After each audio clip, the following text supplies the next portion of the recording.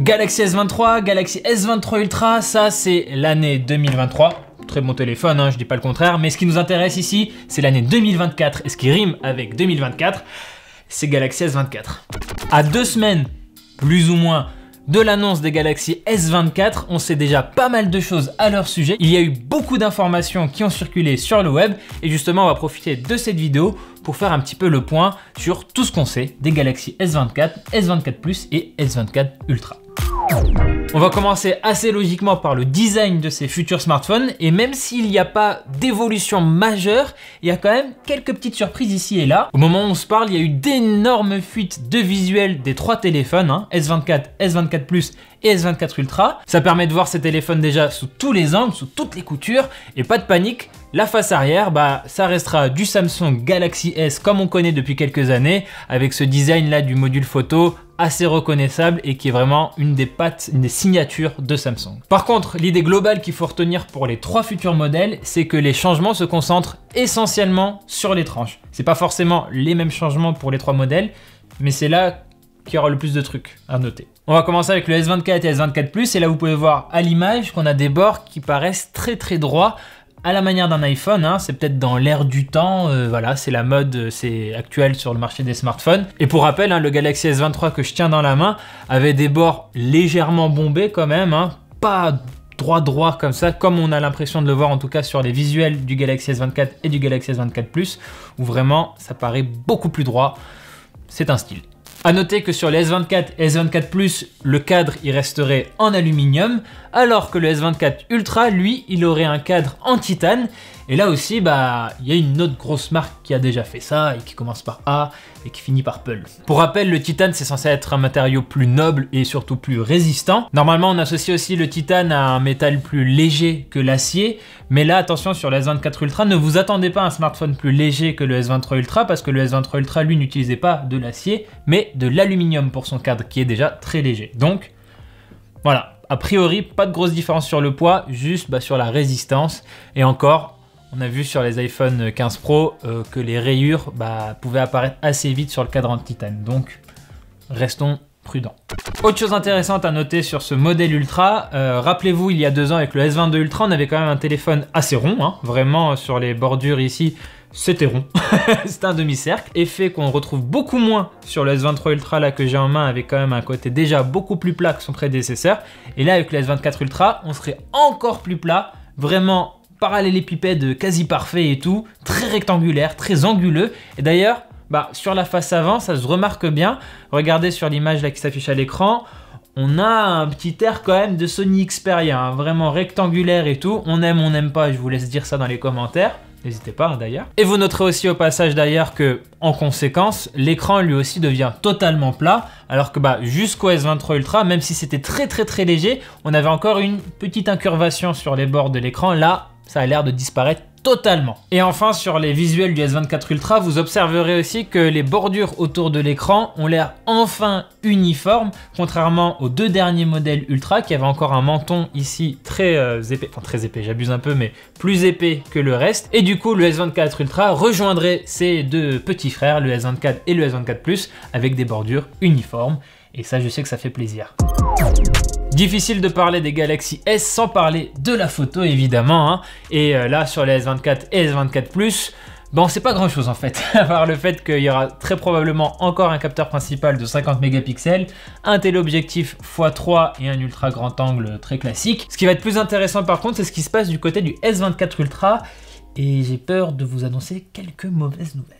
On aurait donc 4 caméras sur le Galaxy S24 Ultra, un capteur principal de 200 mégapixels, un ultra grand angle de 12 mégapixels, un téléobjectif x3 de 12 mégapixels et attention, un téléobjectif x5 de 12 mégapixels. Et oui, vous avez bien entendu x5 et pas x10, alors que pourtant, les derniers Galaxy Ultra de Samsung nous ont toujours beaucoup plu avec leur zoom x10 optique. Et ici, Samsung ferait le choix d'abandonner le zoom x10 optique pour un zoom x5.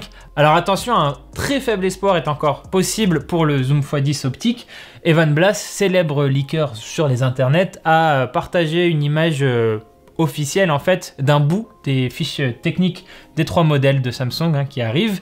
Et on voit notamment pour le Galaxy S23 Ultra des facteurs grossissants à x2, x3, x5 et x10.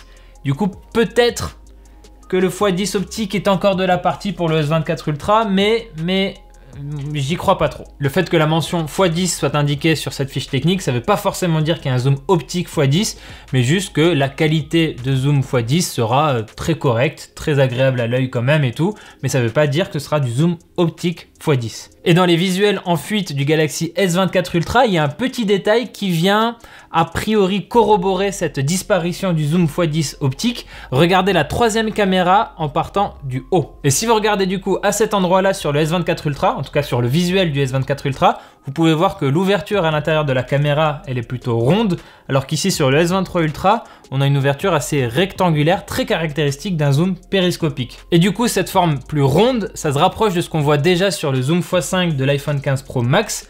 Du coup, ça nous laisse penser qu'on trouverait un zoom x5 optique sur le S24 Ultra et pas le x10 optique. Désolé.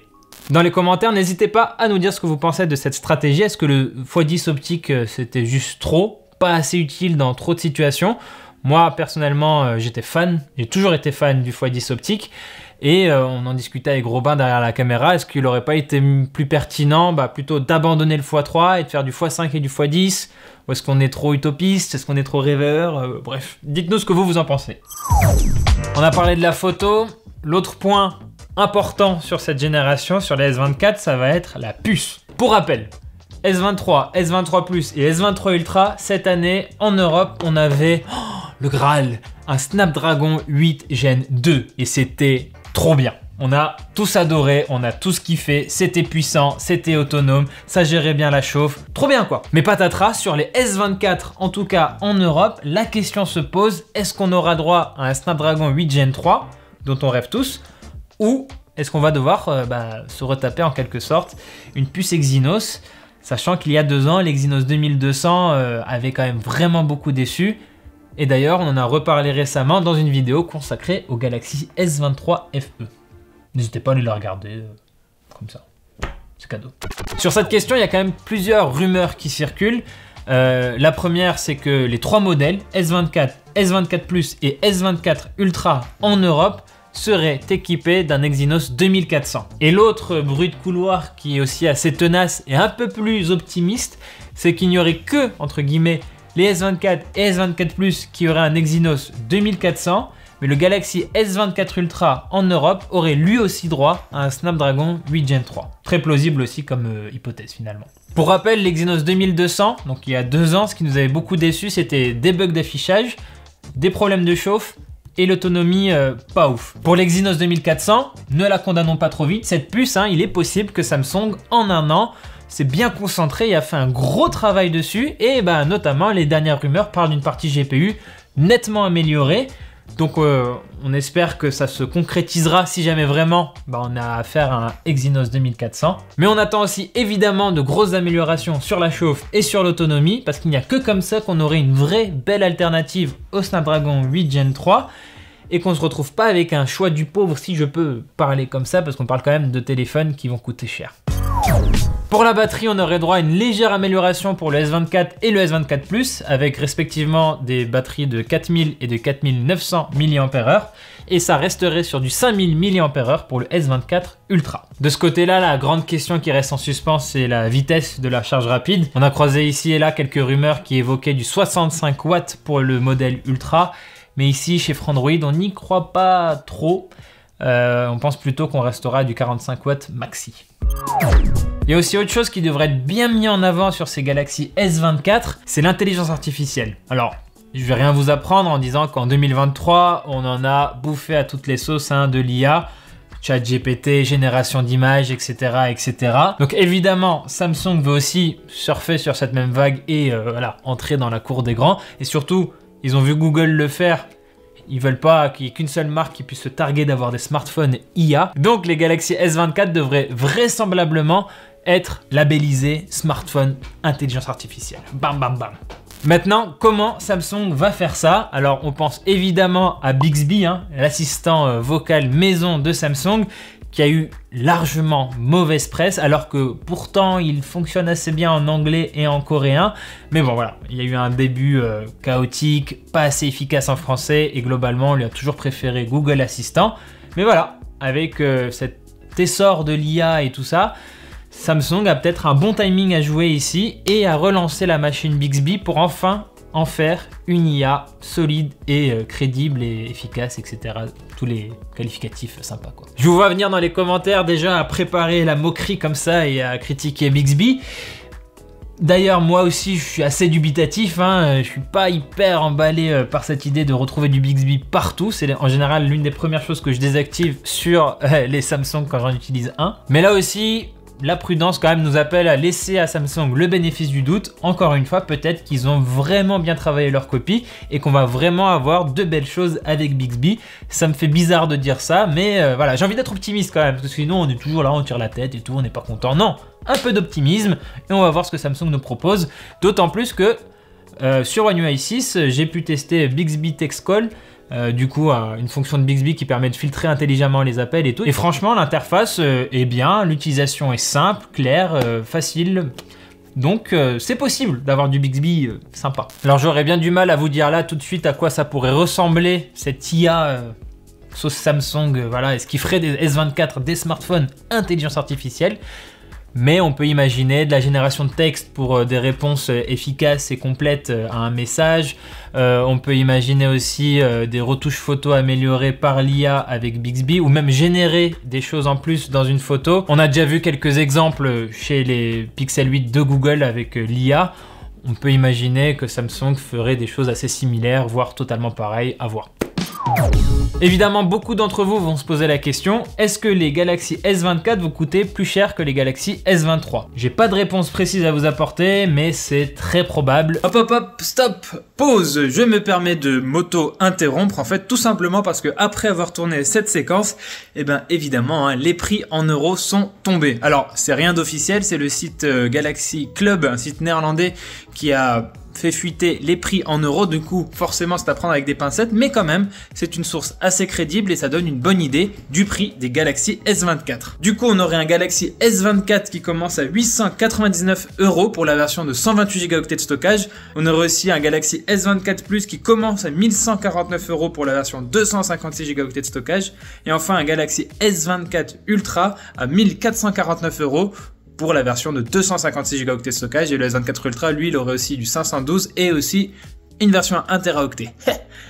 Voilà.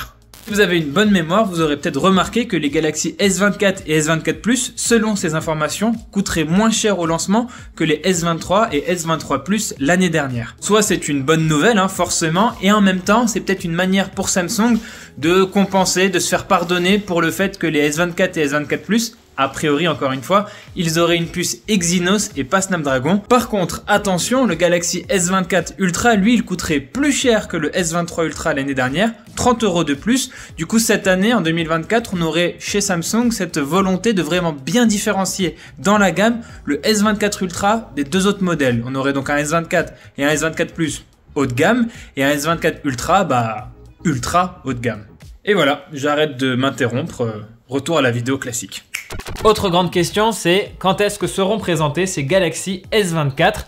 Alors là, il y a quand même de plus en plus de rumeurs vraiment qui se concentrent sur une date, le 17 janvier 2024, à surveiller. Encore une fois, ça n'a pas été officialisé au moment où on tourne cette vidéo. Et nouvelle interruption, entre-temps, Samsung a bien confirmé la date du 17 janvier pour le Galaxy Unpacked, donc voilà, on le sait, c'est sûr, les Galaxy S24 vont être présentés officiellement le 17 janvier. Sachez au passage que pendant ce Galaxy Unpacked, eh bien, les Galaxy S24 dont on vient de parler longuement ne seront peut-être pas les grandes stars de l'événement, parce qu'on attend aussi une bague connectée, la Galaxy Ring, ce serait son nom, hein.